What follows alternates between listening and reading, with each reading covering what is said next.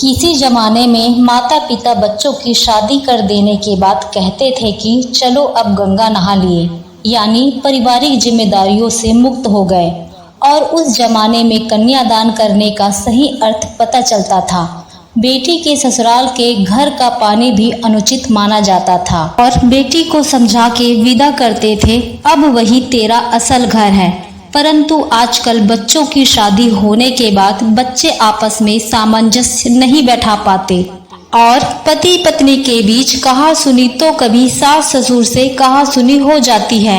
ऐसे स्थिति में बेटी हर छोटी मोटी बातों को अपने मायके में शेयर करती है ताकि इसका कोई हल निकले करके, लेकिन होता है उल्टा। मायके पक्ष के लोग बेटी को अच्छी जिंदगी देने के लिए जाने अनजाने में उसको सही सलाह देने के बदले उसको ससुराल पक्ष के खिलाफ भड़का देते हैं, जिससे जाने अनजाने में बेटी की जिंदगी खराब हो जाती है।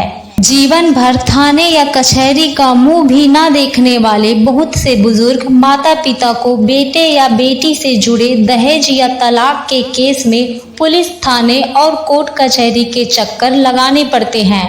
देखने में आता है कि बहुत से मामलों में ससुराल या मायके वालों की झूठी शान या गरूर नवविवाहित जोड़े में आपसी मनमुटाव का कारण बनता है और दोनों परिवारों की सुख शांति को ग्रहण लग जाता है। मामला कोर्ट कचहरी तक भी पहुंच जाता है। अधिकतर मामलों में मायके वालों का केवल अपने आप को ही लड़की का सच्चा हितैषी मान उसके ससुराल की हर बात में दखल अंदाजी करना ही झगड़े का कारण बनता है। परिवार या घर पत्नी के दम पर ही चलता है, चाहे वो नौकरी भी क्यों न करती हो।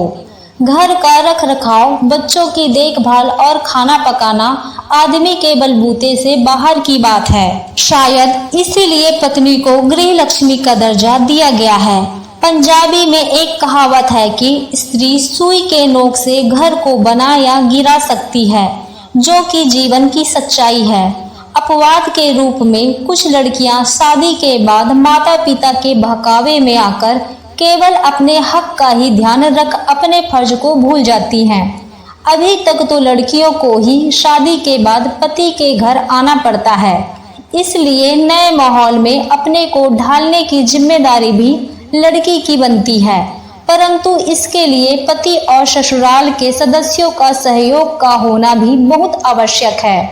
सब माता पिता अपने बेटे की शादी उसके घर बसाने के लिए करते हैं और बहुत अधिक मामलों में उसका घर बस जाता है। इसका कारण कुदरती तौर में आपस में प्यार और लगाव का पनपना होता है।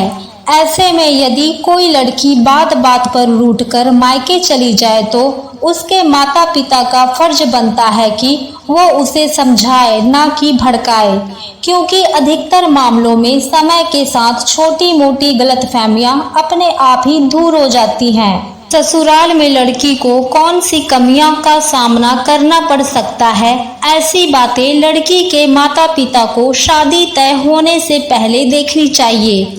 बाद में विवाद पैदा कर लड़के या उसके घर वालों को कोसना लड़की के वैवाहिक जीवन को नुकसान ही पहुंचाता है।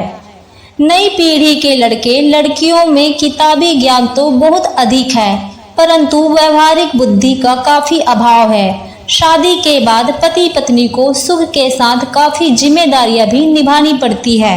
इनको निभाने के लिए पति पत्नी का आपसी सहयोग बहुत लाभदायक होता है, परंतु माता पिता के बहकावे में आकर कुछ ना समझ लड़के या लड़कियां पति पत्नी के पवित्र रिश्ते को भूल आपस में हर वक्त झगड़ने और एक दूसरे को नीचा दिखाने का प्रयास करने लगते हैं। वो भूल जाते हैं कि पति पत्नी के पवित्र रिश्ते को माता पिता का बात बात में हस्तक्षेप करना भी वैवाहिक जीवन की नींव हिला देता है, जो आपकी बेटी और दामाद की गृहस्थी के लिए खतरा हो सकता है।